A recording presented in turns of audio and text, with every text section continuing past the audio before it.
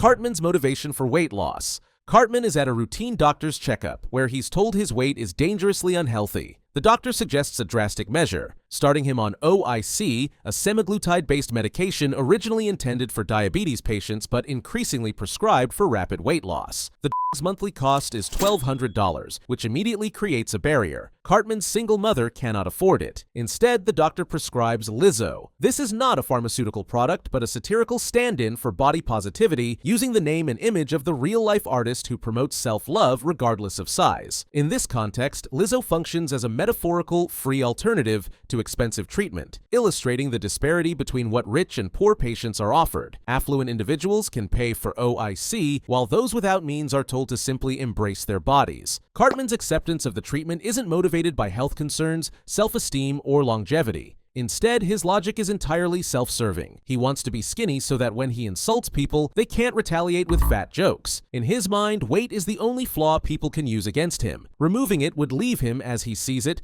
untouchable in verbal conflicts. This premise sets up a central satire of the episode. Even when given an opportunity to improve his health, Cartman's underlying motivation is rooted in malice and vanity rather than genuine self-improvement. The insurance system satire. Kyle, despite knowing Cartman's history of manipulation, decides to help him obtain OIC through his health insurance. This section directly targets the structural absurdities of the U.S. healthcare system. The insurance company is introduced as a gleaming, high-tech building covered in reassuring slogans, until the boys reach the claims department. Here, the facade drops. The medical director denies coverage for obesity medication outright, not based on the patient's specifics, but because obesity is not classified as a disease in their policy framework. The gatekeeping is arbitrary and deliberately designed to say no, without considering individual cases. From there, the process spirals into an exaggerated yet accurate depiction of bureaucratic obstruction. The claims officer informs them that all they have to do is navigate the American healthcare system, which triggers an extended musical montage led by Butters. The sequence shows the boys trapped in an endless loop, forms being filled, signed, faxed, scanned, sent, and then rejected for new requirements. They are bounced between primary doctors, in-network specialists, and insurance offices, often revisiting the same locations multiple times without progress. The satire is sharpened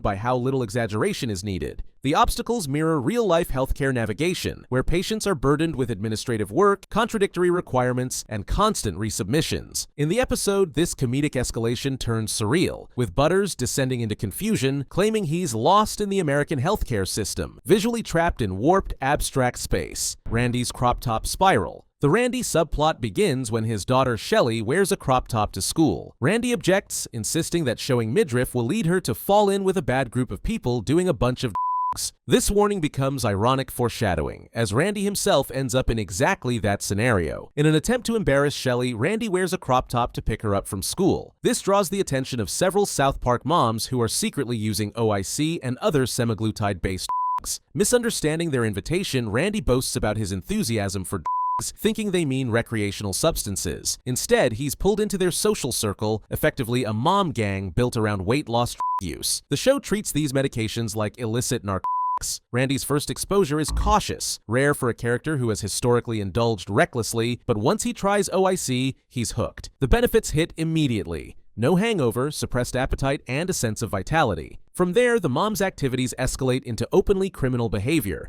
including pharmacy robberies, all while maintaining their polished crop-top-clad appearances. This subplot mirrors the main healthcare satire by reframing a medical trend as an addictive fad, blending the aesthetics of fitness culture with the dynamics of organized crime. Homemade OIC and underground supply chains. While Randy is getting pulled deeper into the mom gang's OIC-fueled antics, Kyle, Stan, Kenny, and Butters set out to create their own affordable alternative. Their solution is to bypass the healthcare system entirely by ordering bulk powdered semaglutide from India. This do-it-yourself approach satirizes the rise of unregulated online health hacks, where people source medical-grade substances through unofficial supply chains. Kyle frames their plan as a noble cause, helping not just Cartman, but everyone in America who can't afford obesity.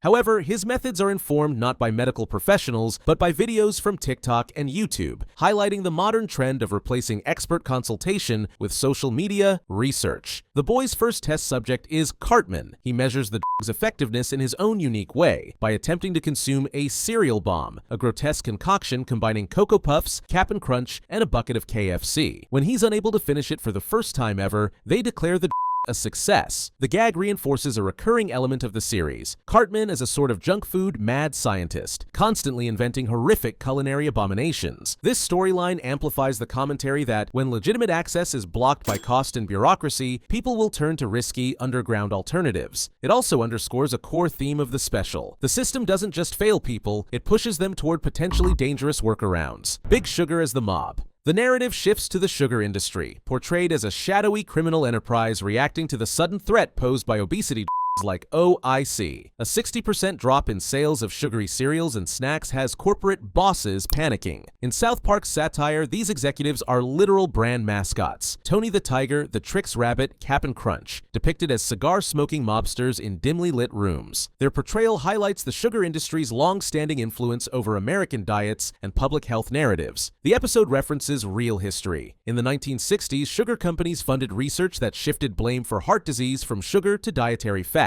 This misinformation led to decades of low-fat, high-sugar foods becoming the norm, fueling addiction to sweetness and contributing to rising obesity rates. The mascots' conversation makes it clear they see OIC as a direct threat to their business model, which depends on keeping consumers hooked. In keeping with their mobster persona, the mascots decide to sabotage the supply of weight loss drugs. They plan targeted strikes against manufacturing operations and frame themselves as body positivity activists in the media to mask their economic motives. By casting beloved childhood icons as ruthless criminal figures, the show forces viewers to reimagine corporate food marketing as organized crime. Funny on the surface, but grounded in disturbing parallels to real-world corporate behavior. Lizzo as medication. The satire sharpens when the show introduces Lizzo as a prescription alternative for people who can't afford OIC. Here, Lizzo is less a person and more a branded treatment for body positivity, dispensed by doctors in place of actual medication. The gag works on multiple levels. It mocks the patronizing way healthcare systems sometimes offer mindset or lifestyle advice as a substitute for treatment, and it pokes fun at the commodification of body positivity itself. This segment includes a parody pharmaceutical commercial for Lizzo, complete with exaggerated case studies. One statistic claims that 70% of patients no longer cared how much they weighed, underscoring the absurdity of treating acceptance as a measurable medical outcome. The ad uses the same upbeat tone and aesthetic as real weight loss drug commercials,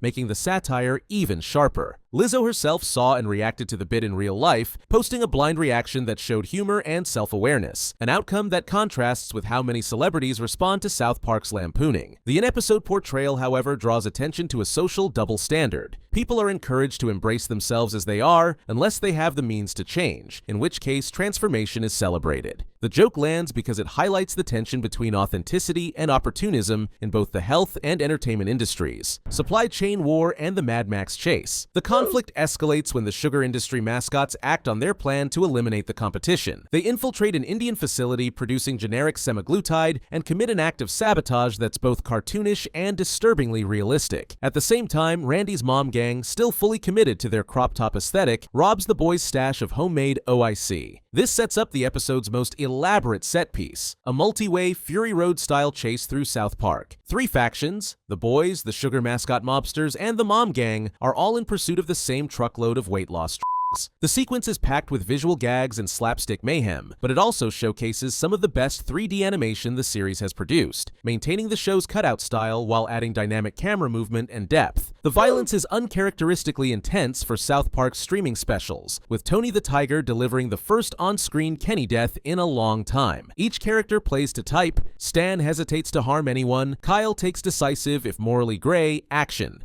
Butters clings desperately to the side of the truck, and Cartman risks everyone's safety to grab the drugs for himself. The chaos underlines the absurdity of multiple billion-dollar industries, sugar, pharma, and insurance, colliding over control of people's health choices. Resolution and thematic wrap-up. After the chaotic chase, Randy breaks away from the mom gang, realizing his crop top escapade has become a self-fulfilling prophecy. He's joined a bad group of people doing a bunch of drugs. Returning home, he finds Sharon about to use OIC herself. In a rare, sincere exchange, Randy reassures her that she's cooler than any other woman out there, and that he doesn't want her to change. It's one of the few times in recent seasons where Randy and Sharon's dynamic ends on a genuinely positive note rather than exasperation. Meanwhile, Kyle delivers the episode's clearest piece of commentary. With sugar companies, pharmaceutical corporations, and insurance providers all focused on monetizing health, the average person has little real agency over outcomes like obesity. The system isn't simply failing, it's functioning exactly as designed, extracting maximum profit at every stage. This convinces the students to stop mocking each other for being overweight, which was Cartman's real goal all along. The final gag pays off his original motivation. Now free from fat jokes, he immediately insults someone's appearance, proving his weight loss journey was never about health. The episode ends with Cartman boarding a flight to Pakistan, another callback to his earlier fantasy, set to the upbeat track Free Ride, a lighthearted musical counterpoint to the darker systemic critique the special delivers. Do you know every South Park episode that vanished after airing? If you want to know, then click here.